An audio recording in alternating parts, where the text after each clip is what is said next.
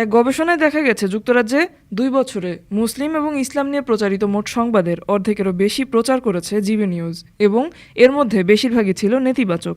Centre for media monitoring CFMM এর প্রতিবেদনে বলা হয়েছে 2 বছরে জিবি নিউজ 17,000-এর বেশিবার মুসলিম বা ইসলাম নিয়ে খবর প্রচার করেছে।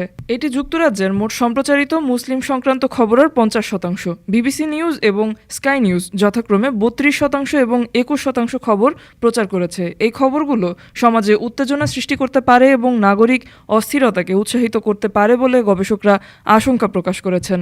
যুক্তরাজ্যের হাউস অব লর্ডসের সদস্য সাইদা ওয়ারসি এই গবেষণাকে ভীতিকর বলে অভিহিত করেন। অন্যদিকে প্রাক্তন ITN নির্বাহী ও অফকমের নিয়ন্ত্রক স্টুয়ার্ট পারভিজ সম্প্রচার নিয়ন্ত্রক নিয়ে গভীর উদ্বেগ প্রকাশ করেছেন। গবেষণায় বলা হয়, জিবি নিউজ মুসলিমদের এমনভাবে তুলে ধরে যা তাদের ব্রিটিশ সমাজের জন্য হুমকি হিসেবে উপস্থাপন করে।